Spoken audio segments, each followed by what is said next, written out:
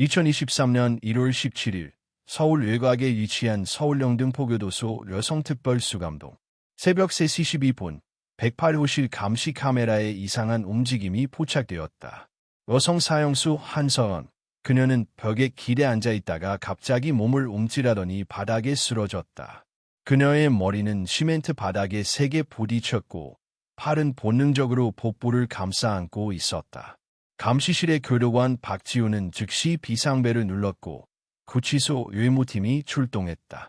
의무실로 이송된 한서연은 의식을 잃은 상태였다. 입가에는 핏자국이 말라 있었고 심박수는 불규칙하게 느려져 있었다. 간호사와 의무관은 즉시 응급처치를 시작했다. 수액을 투여하고 혈압을 측정한 후 뇌출혈 가능성을 배제하기 위해 초음파 검사를 준비했다. 의무관인 이진수 의사는 초음파 기계를 조정하며 프로브를 그녀의 하복부에 댔다. 그리고 그 순간 화면 속에서 또렷이 보이는 윤곽선에 숨을 멈췄다. 작은 심장박동이 규칙적으로 뛰고 있었다. 태아였다. 태아의 크기로 보아 임신 약 20주. 그는 믿을 수 없는 표정으로 간호사를 바라보았다.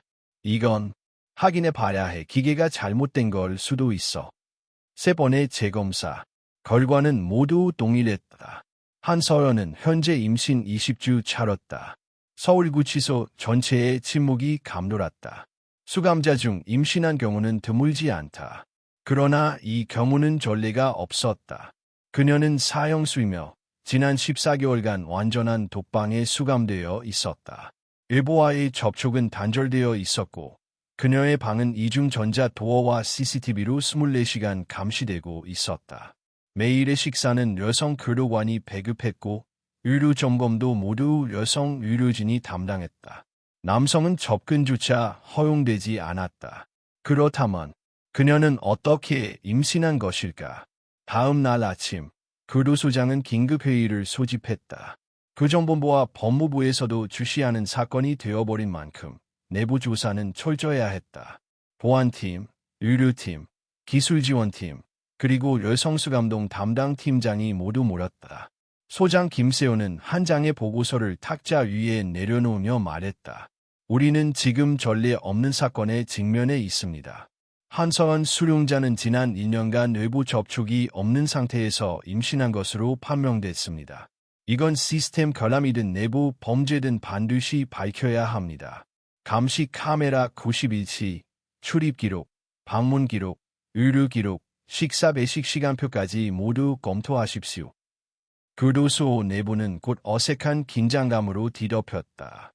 여성 교도관들은 서로를 의심하기 시작했고 기술팀은 카메라 로그를 프레임 단위로 분석하기 시작했다.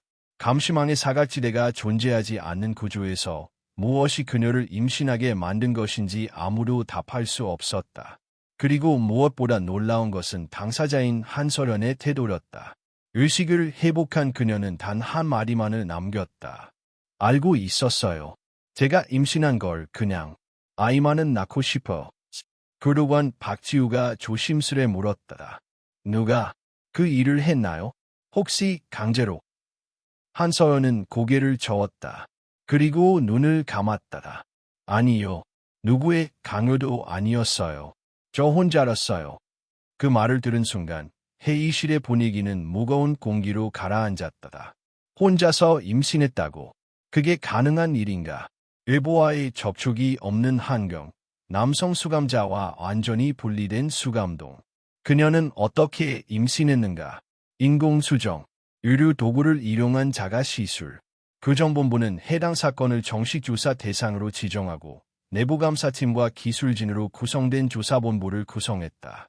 이 사건은 단순한 규정 위반이나 보안 결함이 아닌 사형수의 생명과 관련된 헌법적 권리 문제로 확산되고 있었다. 그날 밤 한서연의 독방 천장에는 작은 메모지가 하나 붙어 있었다. 글씨는 손톱으로 긁은 듯 희미했지만 분명했다. 나는 살아남지 않아도 돼. 하지만 이 아이만은 세상에 나와야 해. 그녀가 쓴 메모인지 언제 붙였는지 아무도 모른다. 하지만 그 문장을 본 교도관 중 한 명은 일기장에 이렇게 적었다. 나는 오늘 처음으로 법보다 사람이 먼저라는 생각을 했다. 한서연은 다시 말이 없어졌다. 식사 시간에는 묵묵히 밥을 먹고 운동 시간에는 벽을 바라본다. 태동이 시작되었지만 그녀는 아무도 의지하지 않는다. 그러나 교도관들은 알았다. 그녀는 모든 걸 알고 있고 자신의 몸속 생명을 지키기 위해 침묵하고 있다는 것을. 그녀의 고르한 저항은 어쩌면 이 교도소에서 가장 강한 외침이었다. 한서연, 그녀는 과거의 서울대 악학대학 출신, 학부를 수석으로 졸업하고 석사 과정 중 국내 대형 제약회사인 한빛바이오 연구소에 스카우트된 인물이었다. 그녀의 이름은 한때 학계에서도 자주 회자됐다. 원고 논문 5편, 국제학술지에 등재된 이력, 그리고 혁신적인 간암치료 후보물질 발굴로 관련 분야에서 주목받기도 했다. 그러나 이런 반듯한 이력과 화려한 경력 뒤에는 누구도 예측하지 못했던 한 남자의 등장이 있었다.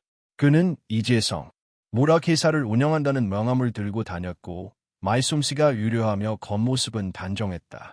우연한 강연에서 만난 두 사람은 빠르게 가까워졌고 6개월 만에 동거를 시작했다. 서로는 삶에서 처음으로 한문이 아닌 사람에게 마음을 열었다. 처음엔 모든 것이 좋았다. 그와 함께하는 시간, 주말의 소풍, 가벼운 와인 한 잔. 그러나 시간이 지나면서 그의 말과 행동에는 어딘가 석연치 않은 구석이 보이기 시작했다.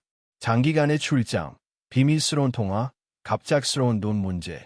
그녀가 처음 말하기란 단어를 들은 건 동거 1년째 되는 날이었다. 이건 의료용이야. 수출용이지. 불법 아니야. 너도 알잖아. 화학적으로야 위험한 물질이지만 쓰임새에 따라 달라지는 거야. 서연은 처음엔 거부했다. 그러나 이재성은 점점 그녀를 죄책감과 책임으로 몰아넣었다. 너도 연구원이지 않나. 이게 불법이라면 얘 병원에선 써. 너만 도와주면 돼. 포장을 정확히 하고 성분 확인만 해줘. 단 한 번이야. 그 한 번이 그녀의 모든 것을 바꾸었다. 그녀의 명의로 임시 창구가 대여됐고 그곳에서 발견된 것은 대량의 엑스터시와 합성 헤로인 원료였다. 경찰의 급습 당시 이재성은 이미 해외로 도주했고 현장에서 체포된 사람은 서연뿐이었다. 그녀의 지문, 전자서명, 런구노트는 모두 공모의 증거로 제출됐다. 법정에서 그녀는 무죄를 주장했지만 변호인은 국선이었다.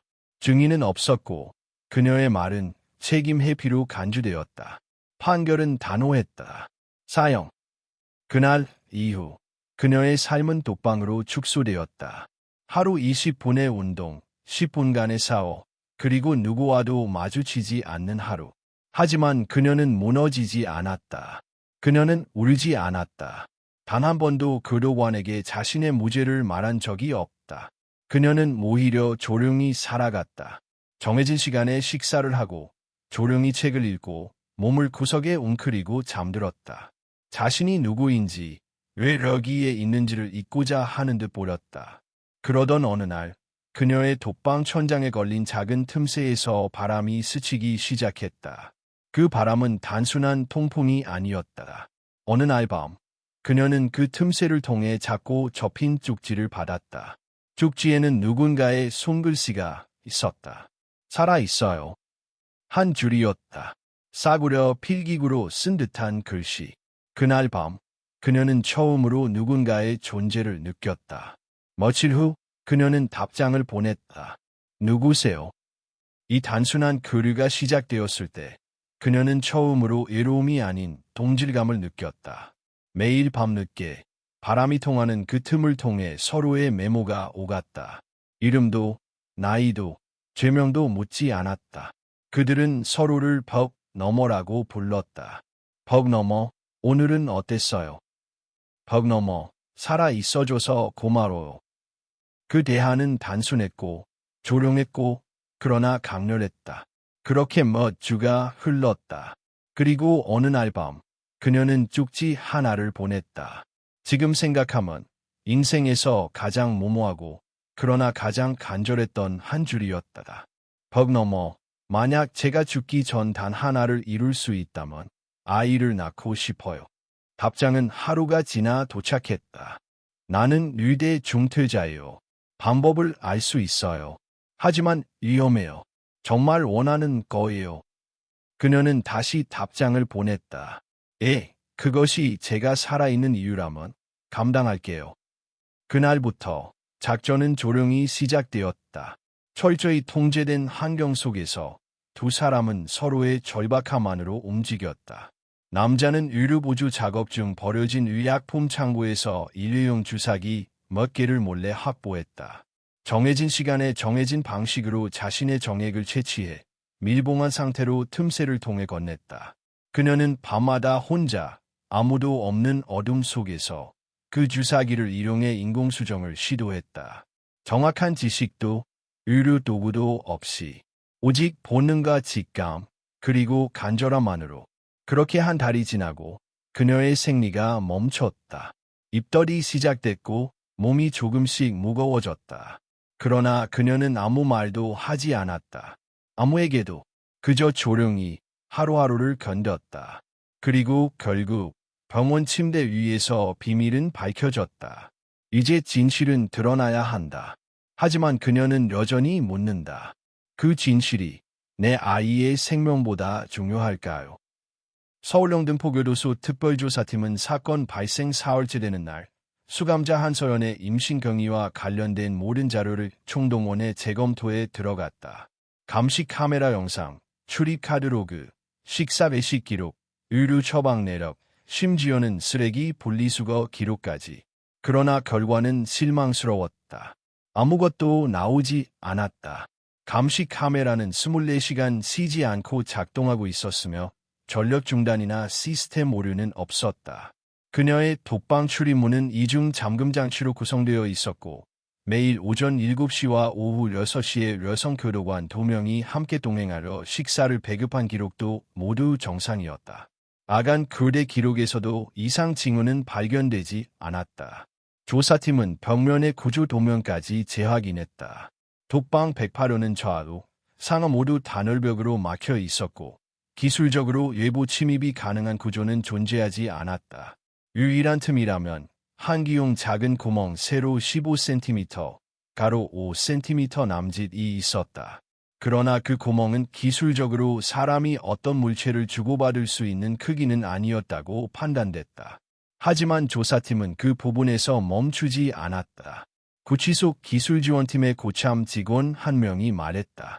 그 환기구는 구조상 양방향으로 열리게 설계돼 있진 않지만 안쪽에서 라른 줄이나 천을 끼워 넣는 건 가능할 수도 있습니다. 문제는 반대편이 어딘가 하는 겁니다. 조사팀은 곧장 도면을 분석해 환기구의 반대편이 연결된 장소를 추적했다. 그곳은 비상전력실과 폐기약품 보관소가 혼합된 기술동 내부의 창고 공간이었다. 이 창고는 일반 수감자들이 접근할 수 없는 지역이지만 기술보조 노동에 배치된 일부 모범 수감자들에게는 한정적으로 개방되는 장소였다. 그리고 그중 한 명의 이름이 조사팀의 눈길을 사로잡았다. 이준호, 24세 의대 중퇴. 2020년 서울 강북구에서 발생한 폭행 사건으로 3년형을 선고받고 2021년부터 복역 중이었다. 당시 그는 여동생을 성희롱하던 남성을 방어하다 중상을 입히는 바람에 과실폭행으로 기소됐다. 사건의 정황상 정당방위로 보일 수 있었지만 피해자의 가족이 유력 인사였다는 이유로 엄중한 처벌을 받았다. 수감 후 그는 문제를 일으키지 않았다. 매일같이 조용히 도서관에서 책을 읽고 의료 관련 봉사 업무에 적극적으로 참여했다.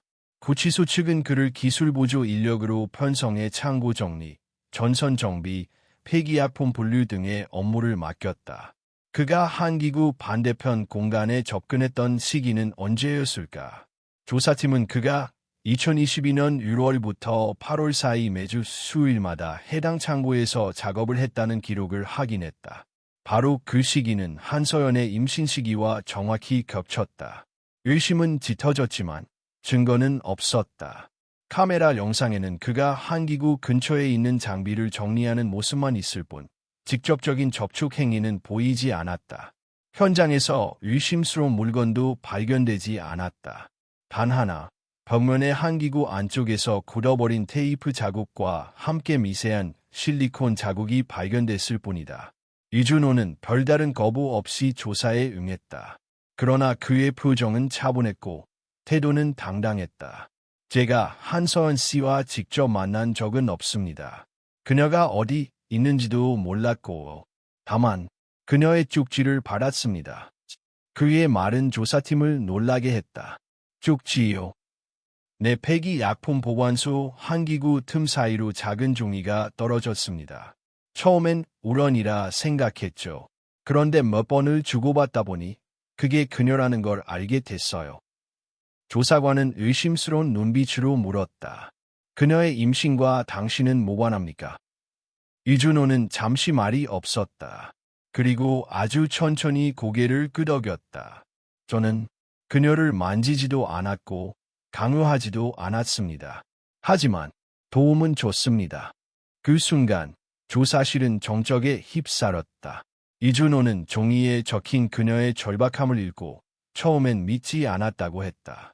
그러나 반복되는 메모들 속에서 그녀가 진심이라는 것을 알게 됐고 위험을 감수할 수밖에 없었다고. 그녀는 말했습니다. 단 한 번만이라도 엄마가 되어보고 싶다고. 살기 위해서가 아니라 죽더라도 자신의 일부를 세상에 남기고 싶다고. 조사관은 질문했다. 그게 가능한 일이라고 판단했습니까? 의료 지식도 없이 혼자서. 그는 고개를 들었다. 가능할지 아닐지는 알 수 없었습니다. 다만 시도는 할 수 있다고 생각했습니다. 최소한 누군가의 간절함에 응답은 해주고 싶었어요. 조사팀은 이준호의 자백을 기록하고 정액 샘플 채취에 동의하겠다는 문서를 받았다. 샘플은 이미 한기구 틈에서 발견된 주사기 잔여물과 일치하는 것으로 나타났다. 결론은 명확해졌다. 외부 침입도 시스템 오류도 아니었다. 두 명의 수감자가 서로를 보지 않고 말도 하지 않은 채 단지 바람 사이의 쪽지로 연결되어 생명을 잉태시켰던 것이다. 그러나 문제는 이제부터였다. 이 행위는 명백히 구치소 규정 위반이었다. 의료 행위의 무단 수행, 불법적인 생식 시도, 그리고 생명에 대한 무단 개입. 하지만 동시에 그 생명은 이제 23주째 자라고 있었고 초음파 영상 속에서 선명한 손가락을 움직이고 있었다. 누군가가 조용히 말했다. 이건 이제 징계나 처벌의 문제가 아닙니다. 이 생명을 어떻게 책임질 것인가? 그게 우리의 질문입니다. 교도소의 시간은 멈추지 않는다. 수감자들은 여전히 줄지어 식당으로 향하고 교도관들은 철문을 여닫는다. 그러나 그날 이후 많은 이들은 매일 새벽 108호실 앞을 지날 때 문득 발걸음을 멈추고 벽 너머를 바라본다. 그곳 어딘가에서 누군가가 조용히 새로운 생명을 품고 있다는 사실. 그것은 철문보다도 더 강한 울림을 남겼다. 이준호의 고백 이후 서울영등포교도소는 또 한 번의 혼란을 맞이했다. 진실이 밝혀졌지만 그 진실은 모든 사람에게 받아들이기 힘든 종류였다. 한서연은 본명 독방에서 수감 중이었다. 외부와의 접촉은 불가능했고 시스템은 완벽하다고 믿어졌다. 하지만 지금 그 완벽함은 단 한 줄기의 바람, 단 하나의 한기구 틈으로 뚫렸다.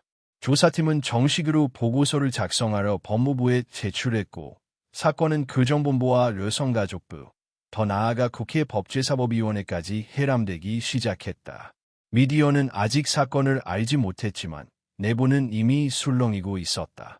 그 중심에는 말없이 아이를 품고 있는 한 여자와 감옥을 나설 준비를 하고 있는 한 남자가 있었다.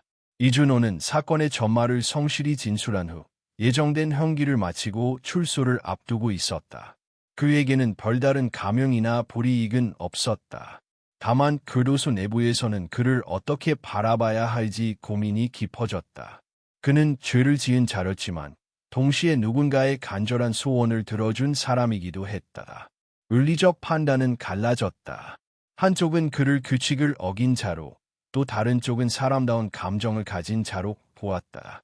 그와는 달리 한서연은 점점 더 사람들의 관심의 중심으로 몰리고 있었다. 매일 의무실에서는 그녀의 상태를 기록했고 태아의 건강도 체크되었다. 복부는 점점 부풀었고 움직임도 활발해졌다. 그러나 그녀는 여전히 말을 아꼈다. 그녀는 조사팀이 묻는 모든 질문에 대답하지 않았다. 그저 반복되는 진술만 할 뿐이었다. 저 혼자 결정한 일입니다. 누군가를 탓하지 마세요. 조사관은 물었다.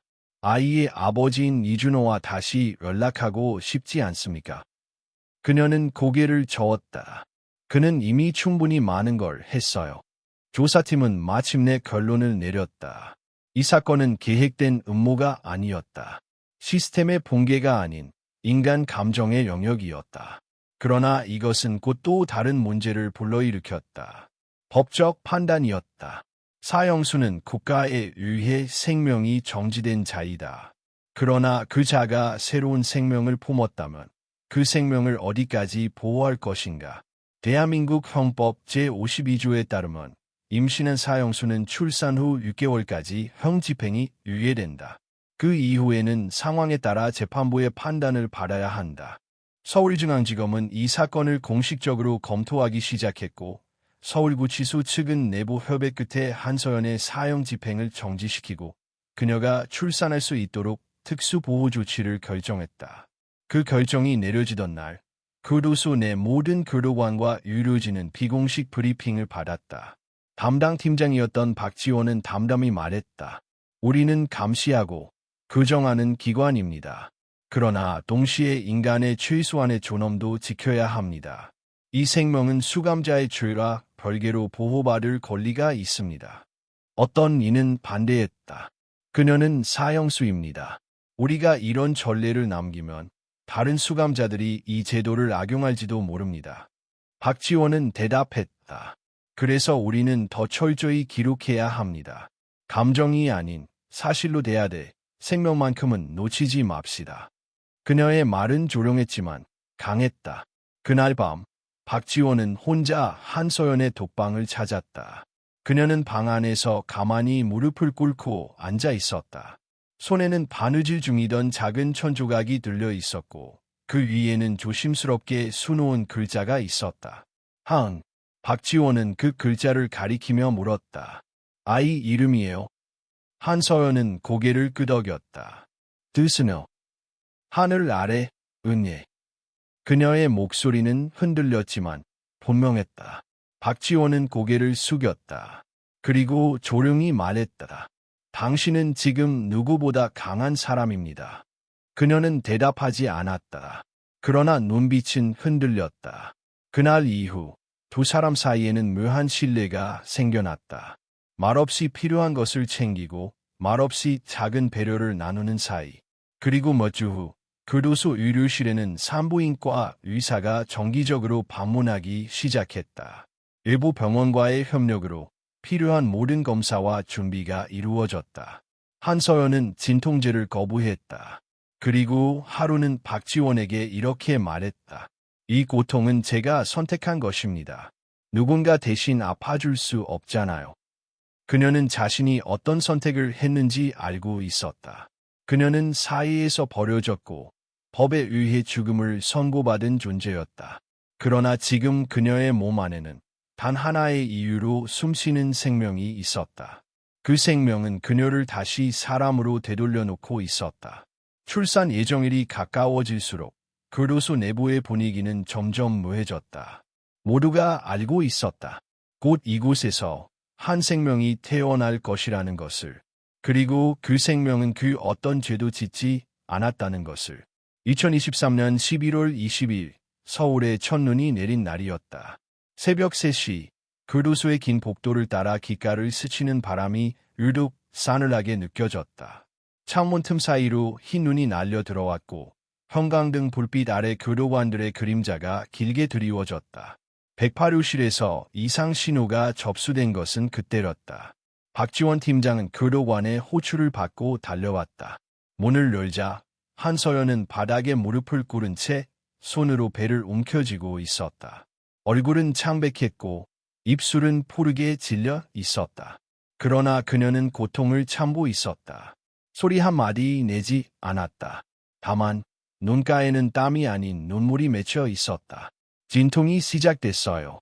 간격이 점점 줄어들고 있어요. 박지원은 즉시 의무실에 연락했다. 교도소 전담 의료진과 외부 산부인과 협력의가 도착하는 데 30분이 걸렸다. 서울 시내에 내리는 눈 때문에 도로 상황은 좋지 않았고 차량 통제는 지체됐다. 시간이 없었다. 의무실로 옮겨진 그녀는 마른 담요에 감싸인 채 차가운 수술대 위에 누웠다. 그러나 그녀는 여전히 말이 없었다. 의사는 초음파로 상태를 확인하고 고개를 끄덕였다. 진입 시작됐습니다. 자연 분만으로 가능한 상태입니다. 다만 빠르게 진행되고 있어요. 교도소에는 신생아 분만을 위한 완비된 시설이 없었다. 응급 장비도 한정적이었다. 일부로의 긴급 이송이 최선이었지만 시간이 허락하지 않았다.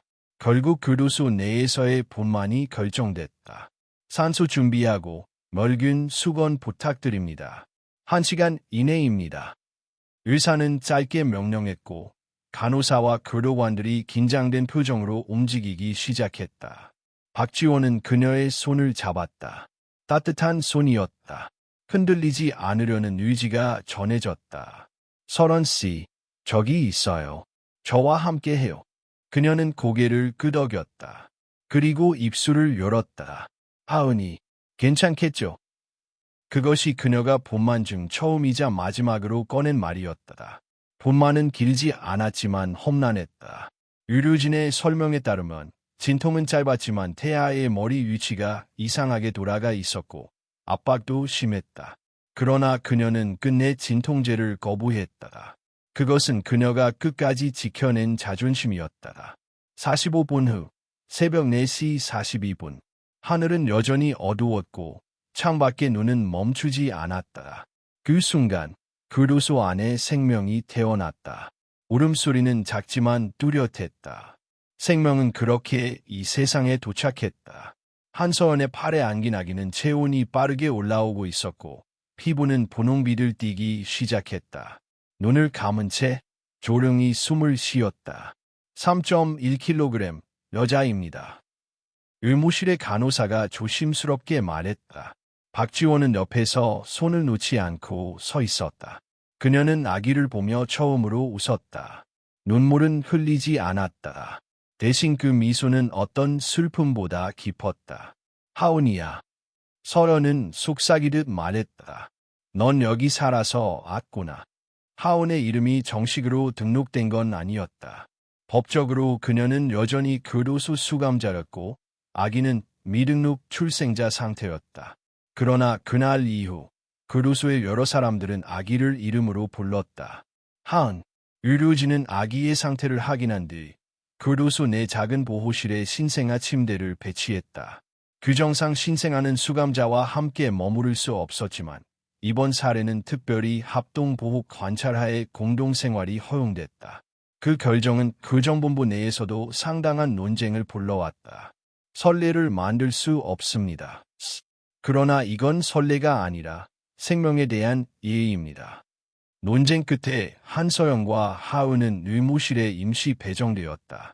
하루 3차례의 건강 체크, 수유와 체온 관리, 그리고 박지원의 정기적인 방문. 그녀는 이제 교도소 내 유일한 엄마 수감자였다.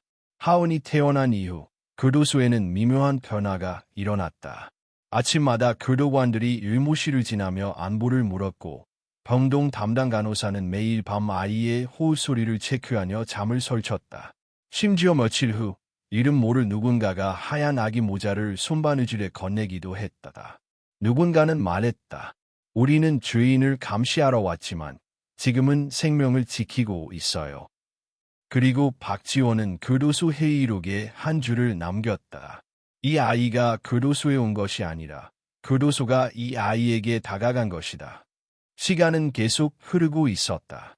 하은은 매일 조금씩 자랐고 서연은 매일 조금씩 사람으로 돌아오고 있었다. 그녀는 여전히 사형수였다. 법적 신분은 달라지지 않았지만 그녀의 눈빛은 바뀌어 있었다. 그녀는 이제 살아있는 이유를 알고 있었다. 그것은 바로 자신의 심장에서 뛰어나온 또 하나의 심장이었다. 하은이의 탄생 소식이 교정본부에 공식적으로 보고된 것은 출산 후 3일째 되는 날이었다. 보고서는 서울영등포교도소 여성 수용자 한서연, 사형수, 이 구치소 내 의무실에서 자란 본만을 통해 여자아이를 출산함이라는 한 문장으로 시작됐다. 짧은 문장이었지만 그것이 불러온 파장은 크고 깊었다. 법무부는 즉시 회의를 소집했다. 이 사안은 단순한 교도행정 문제가 아니었다. 사형수의 출산이라는 사실은 법적, 윤리적, 행정적 판단이 모두 요구되는 사안이었다. 특히 형사소송법 제488조 제2항에 명시된 임신 중인 여성은 형이 확정되었더라도 출산 후 6개월까지 형 집행이 유예된다는 조항이 문제의 중심에 섰다. 하지만 문제는 그 이유였다. 6개월이 지나면 어떻게 할 것인가? 그때 다시 형을 집행할 것인가? 아니면 위아보호 차원에서 추가 유의할 것인가? 서울중앙지검은 구체적인 검토에 착수했다. 교정시설 내에서 아기를 양육하는 경우는 드물었지만 없는 일도 아니었다. 그러나 사형수의 경우는 전례가 없었다. 실무진은 법적 공백을 느끼고 있었다. 한편 교도소 내부에서도 변화가 일어났다. 하은이는 점점 교도소 내 사람들의 관심의 대상이 되었다. 그녀는 울음이 적고 눈이 크고 또렷했다. 누구든 그녀를 안으면 신기하게도 금방 잠들었고 배고프다고 보채는 일도 드물었다. 박지원은 매일 아침 의무실을 방문해 두 모녀의 상태를 확인했다. 아이는 건강했고 엄마는 조용했지만 충실했다. 그녀는 기저귀를 제때 갈았고 젖 먹이는 시간을 놓치지 않았다. 아이가 잠들면 침대 곁에서 작은 천조각에 바느질을 하며 시간을 보냈다. 어느 날 박지원이 조심스럽게 물었다. 출산 이후 감정 변화는 없나요? 산후 우울 같은 건? 한서연은 고개를 저으며 미소 지었다. 우울할 시간이 없어요. 이 아이가 깨어있는 시간이 제가 숨 쉬는 시간이에요. 박지원은 아무 말도 하지 못했다. 그녀는 이미 교도소라는 공간에서 벗어난 사람이었다. 비록 육체는 갇혀 있었지만 마음은 아이와 함께 어딘가 다른 세상에 머물고 있었다. 그러던 중 법무부에서 정식 문건이 도착했다. 제목은 수용자 자녀 양육 관련 특별조치 심사 요청. 서울지방법원은 아이의 복지, 수용자의 재사유화 가능성, 보호자 지정 여부 등을 종합적으로 판단하러 형집행유예 연장을 심사하겠다는 입장을 밝혔다. 박지원은 한서연에게 이를 전달했다. 당분간 형집행은 유예될 거예요. 아이가 만 3세가 될 때까지는 법적으로도 형집행이 어렵습니다. 한서연은 가만히 있던 하은을 품에 안으며 속삭였다. 그럼 난 이 아이와 3년을 더 살 수 있는 거군요. 박지원은 고개를 끄덕였다. 그러나 그 기쁨도 잠시. 그녀는 다시 물었다. 3년이 지나면요? 그 질문에 박지원은 대답할 수 없었다. 법은 연장을 명시하지 않았고 전례도 없었다. 아이가 만 36개월이 되는 그날 그녀의 형이 집행될지 여부는 누구도 알 수 없었다. 그날 밤 박지원은 본청회의록에 비공식 보고서를 남겼다. 수용자 한서연은 아기의 엄마로서의 책임을 다하고 있으며 심리적 안정 상태를 유지하고 있음. 본인은 본인의 죄를 부정하지 않으며 출산 이후에도 반성의 태도를 유지 중. 그러나 그녀의 존재가 단순한 사형수로 정의될 수 없는 상태에 도달했음. 보고서는 묵살되지 않았다. 서울중앙지방법원은 해당 사건을 사회복지 전문가, 소아정신과 의사, 여성단체 대표 등으로 구성된 특별심사위원회로 이관했다. 그 심사위원회에서 서연은 처음으로 법정 관계자와 대면하게 되었다. 위원 중 한 명이 물었다. 한서연 씨, 당신은 아이를 보호받기 위한 수단으로 임신을 시도한 것입니까? 서연은 단호히 고개를 저었다. 아니요. 전 그 어떤 유해나 감형을 기대한 적이 없습니다. 그럼, 이 세상에서 제가 단 한 번 누군가에게 엄마라고 불릴 수 있다면 그걸로 충분하다고 생각했어요. 의원 중 나이가 가장 많은 중년 여성이 손수건을 꺼냈다. 그녀는 조용히 말했다. 그 아이는 당신이 살아있다는 증거예요. 동시에 당신이 다시 사람이 될 수 있다는 증거이기도 하죠. 심사는 2시간 동안 진행됐고 마침내 결정이 내려졌다. 한서연의 형 집행은 하은이가 만 36개월이 되는 날까지 유예된다. 이후 아이가 이탁 보호로 이관되는 즉시 재심사를 통해 형 집행 여부를 결정한다. 결정문은 차가웠지만 그 안에 담긴 인간적인 고민은 분명했다. 한서연은 그날 밤 일기장을 꺼냈다. 그리고 첫 줄에 이렇게 썼다. 이제 나는 하루하루를 주어진 삶으로 살 것이다. 유예된 시간이 아니라 내가 스스로 만든 시간으로. 그녀는 이제 다시 살아야 했다. 누구를 위해서도 아닌 오직 하은을 위해서. 하은이의 첫 번째 생일이 지나갈 무렵 교도소 안에서는 더 이상 울음이 이상한 소리가 아니게 되었다. 처음엔 의무실 복도를 지날 때마다 직원들은 발걸음을 멈췄고 작은 침대 안에서 손을 흔드는 하은을 보며 어색하게 미소 지었다. 시간이 지나면서 그 울음은 익숙한 배경음이 되었고 교도소라는 공간에 아이의 존재가 자연스럽게 뿌리내리기 시작했다. 한서연은 매일 같은 시간에 하은을 안고 복도 창문 앞에 섰다. 작은 창문 틈으로 들어오는 햇살에 아이의 볼이 닿으면 하은은 두 눈을 반쯤 감은 채 조용히 웃었다. 그 웃음을 볼 때마다 서연은 자신이 아직 살아있다는 것을 실감했다. 박지원은 여전히 매일같이 의무실을 찾았다. 그녀는 처음에는 책임감으로, 그 다음에는 연민으로, 그리고 어느 순간부터는 이해할 수 없는 감정으로 두 사람을 대하고 있었다. 이 아이는 진짜 달라요. 어느 날 간호사 김수연이 속삭이듯 말했다. 어디서 이런 평온함을 배웠을까요? 박지원은 대답하지 않았다. 그러나 마음속으로는 알고 있었다. 하은이의 평온함은 어쩌면 그 어머니의 고려한 결심에서 비롯된 것이리라. 말보다 행동으로 감정을 전한 그 여자의 품에서. 그러던 어느 날 한 통의 편지가 도착했다. 발신인은 이준호. 아이의 생물학적 아버지였다. 그는 출소 후 아무런 소식도 남기지 않았고 어디에 거주하는지도 알려지지 않았다. 그러나 편지는 단정한 글씨로 봉투의 가장자리에 작은 별 하나가 그려져 있었다. 박지원은 고민 끝에 서련에게 편지를 전달했다. 서련은 아무 말 없이 봉투를 열었다. 손이 약간 떨렸지만 얼굴은 담담했다. 그녀는 천천히 읽었다. 한 줄, 또 한 줄, 그리고 마지막 문장을 다 읽은 뒤 편지를 접어 무릎 위에 올려두고 하은을 바라보았다. 박지원이 조심스럽게 물었다. 읽으셨나요? 서련은 고개를 끄덕였다. 그 사람이 말했어요. 하은이를 직접 보지 않겠다고. 하지만 멀리서라도 두 사람의 안녕을 기도하겠다고. 보고 싶지 않으세요? 서련은 한참 동안 대답하지 않았다. 그리고 조용히 말했다. 하은이는 그 사람 덕분에 태어났지만 그 사람의 책임 아래 있지 않아요. 저는 하은에게 아버지를 원망하게 하고 싶지 않아요. 그녀는 하은의 머리카락을 쓰다듬으며 속삭였다. 이 아이는 누군가의 죄로 태어난 존재가 아니라 누군가의 용기로 살아있는 생명이에요. 그 말은 박지원의 가슴 깊숙한 곳을 건드렸다. 그 순간 그녀는 자신도 모르게 생각했다. 이 여자는 더 이상 사형수가 아니다. 그녀는 어머니다. 세상에서 가장 단단한 존재다. 이후 한서련은 박지원에게 하나의 부탁을 했다. 저에게 작은 칠판 하나만 주실 수 있을까요? 에요. 하은이에게 글자를 가르치고 싶어. 그 요청은 받아들여졌다. 이후 매일 오후 서연은 하은에게 을 가르쳤고 가를 써주었으며 한이라는 이름을 함께 써내려갔다. 하은은 놀랍게도 빠르게 반응했다. 아직 말은 못했지만 글자를 따라 눈을 움직였고 엄마라는 단어가 나올 때마다 미소를 지었다. 2살이 될 무렵 하은은 첫 문장을 말했다. 엄마, 깃 예뻐.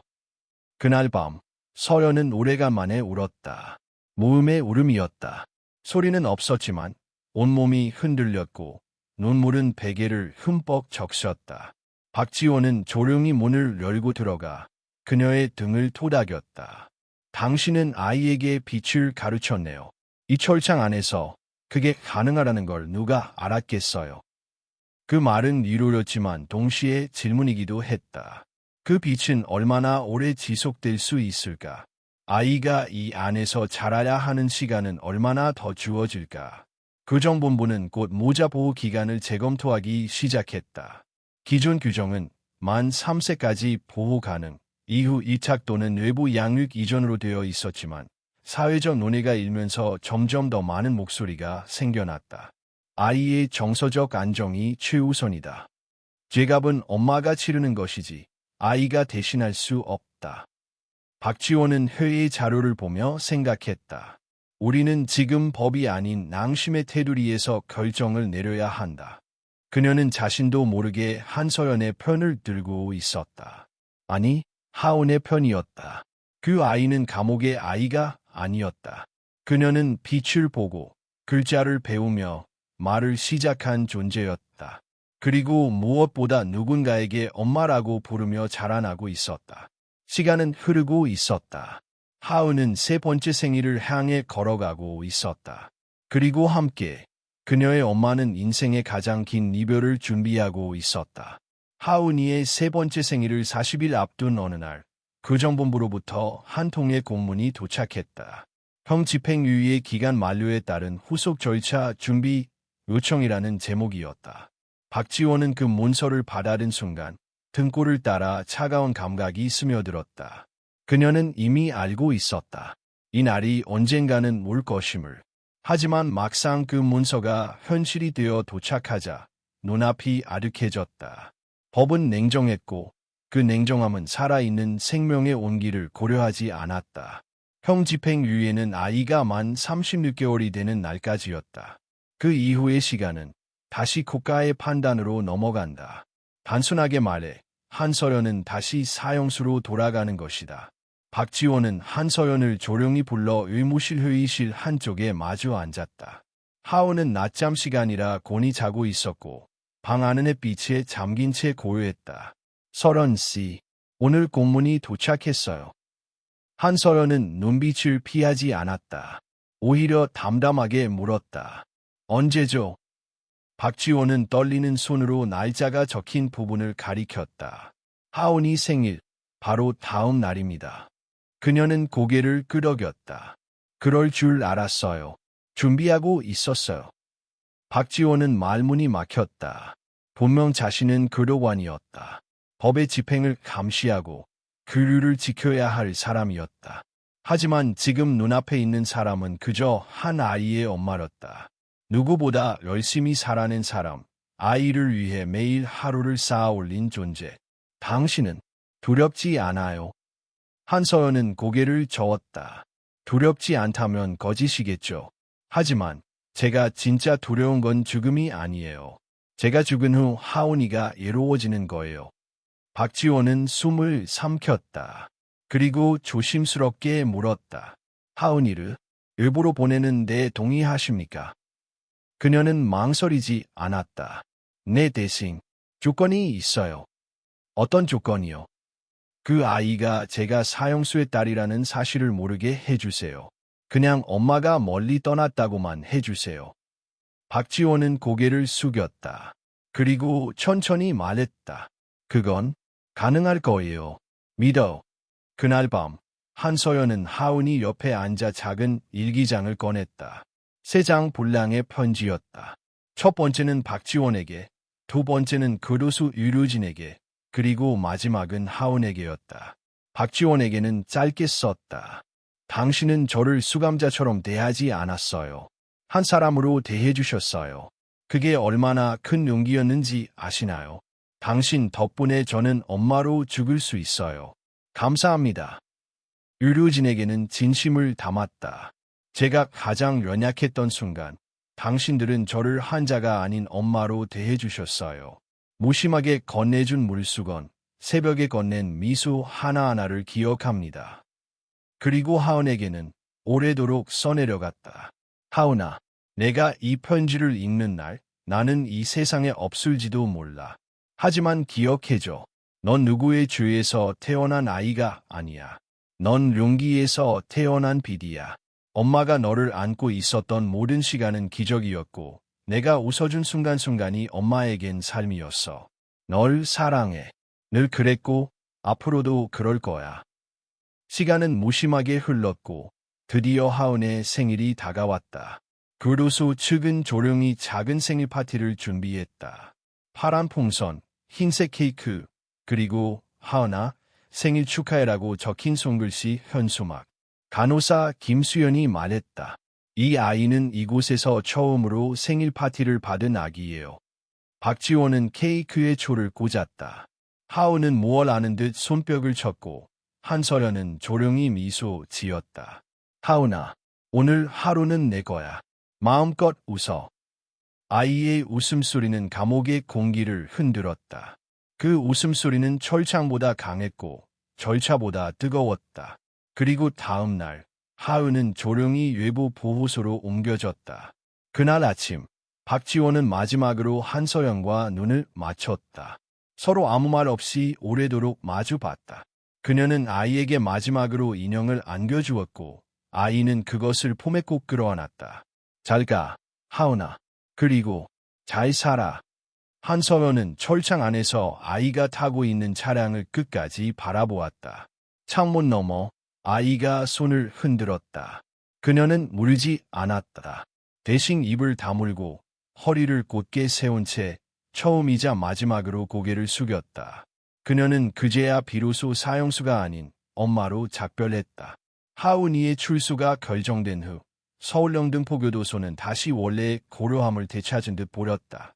그러나 그것은 겉모습뿐이었다. 의무실 복도에 퍼지던 아리의 웃음소리가 사라지고 매일 아침 창가에 서 있던 두 사람의 그림자가 더 이상 보이지 않게 되자 누구도 그 공간을 예전처럼 쉽게 지나치지 못했다. 108호 독방은 다시 철문 안으로 닫혔다. 하지만 그 안의 시간은 달라져 있었다. 한서연은 이전처럼 묵묵히 하루를 보내고 있었지만 누구보다 고요하게 자신과의 이별을 준비하고 있었다. 그녀는 형집행을 받아들일 준비가 되었다고 스스로 말했지만 그 어떤 밤도 쉽게 잠들지 못했다. 박지원은 여전히 그녀를 지켜보았다. 매일 아침 짧은 인사와 한 모금의 따뜻한 물, 그 사이에서 두 사람은 말보다 더 깊은 대화를 나누곤 했다. 그러던 중 뜻밖의 연락이 교정본부로부터 도착했다. 서울고등법원에서 한서연 사건에 대한 재심 청구가 접수되었다는 소식이었다. 박지원은 놀라움을 감추지 못했다. 한서연은 그동안 단 한 차례의 항소도 사면 요청도 하지 않았다. 그녀는 줄곧 죄는 제가 졌고 벌은 제가 받겠다고 말해온 사람이었다. 누가 청구한 건가요? 민간 법률단체 빛가 사람들. 최근 유전자 감식 오류 및 위법 수사 관련 수형자 재조사 프로젝트를 진행 중이라고 합니다. 박지원은 처음으로 바깥 세상에서 그녀를 향한 손길이 닿았다는 사실에 깊은 감정을 느꼈다. 며칠 후 한서연은 고등법원에서 파견된 국선 변호인을 만났다. 그는 아직 30대 초반의 젊은 변호사였지만 두 눈에는 의지가 가득했다. 서연 씨, 저는 당신을 무죄로 만들겠다고 온 사람이 아닙니다. 하지만 진실을 다시 확인받게 해드릴 수는 있어요. 그녀는 고개를 숙이며 조용히 말했다. 그 진실이 제 아이를 돌려줄 수는 없겠죠. 변호사는 말없이 손을 모았다. 그리고 조용히 한 페이지 분량의 진술서를 꺼내 읽기 시작했다. 2020년 3월 서울경찰청 마약수사대에 서류 조작 의혹이 제기되었고 당시 이재성이라는 이름으로 기소된 남성의 수사 기록 중 일부가 조작되었을 가능성이 있다는 증언이 나왔습니다. 당신의 사건도 그와 관련된 일환이었습니다.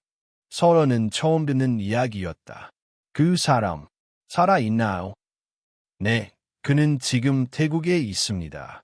인터폴 수배 중이며 최근 인터뷰를 통해 당시 여자친구가 모든 것을 뒤집었었다는 발언을 했습니다. 그 말에 서연의 손이 멈췄다. 오래전 단 한 번도 자신을 위해 변명해주지 않았던 남자.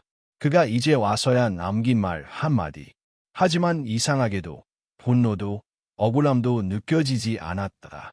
전 그 사람이 날 지켜줄 거라 생각한 적 없어요. 애초에 제가 지켜야 할 건 제 아이뿐이었어요. 재심은 조용히 진행되었다. 검찰은 초기 증거 중 일부가 증거 채택 부적절하다는 사실을 인정했고 국립과학수사연구원도 당시 감시 결과에 대한 의문을 제기했다. 이런 사실들이 법정에서 공개되자 재판부는 충격을 감추지 못했다. 판사는 서류를 넘기며 말했다. 피고인의 태도, 교도소 내 생활기록, 출산 이후 자녀 양육 과정 등을 종합해 볼 때 이 사건은 단순한 범죄 행위로 단정할 수 없습니다. 본 재판부는 판결을 유보하고 종합심리를 이어가기로 결정합니다. 언론은 사건을 빠르게 보도했다. 사형수의 출산과 재심, 한국 사법 역사상 유례 없는 사건. 한 아이를 살리기 위한 모성인가, 혹은 법을 피해간 의도된 계획인가. 사람들의 의견은 나뉘었다. 누군가는 그녀를 희생자라 불렀고 또 어떤 이들은 계산된 생존자라 말했다. 그러나 그녀는 아무런 반응을 보이지 않았다. 이미 그녀에게 세상의 평가는 중요하지 않았다. 그녀는 단 한 사람, 자신이 생명을 준 그 아이에게 떳떳하면 그걸로 충분했다. 며칠 후 박지원은 서연을 찾아가 조용히 물었다. 만약 무죄가 밝혀지면 바깥으로 나갈 수 있어요. 하은이 겉으로도 갈 수 있겠죠. 서연은 창밖을 바라보았다. 늦겨울 하늘은 흐렸고 창문 너머로는 갈매기 한 마리가 홀로 날고 있었다. 하지만 그건 하은이가 원하지 않을 수도 있어요. 예, 그렇게 생각하죠.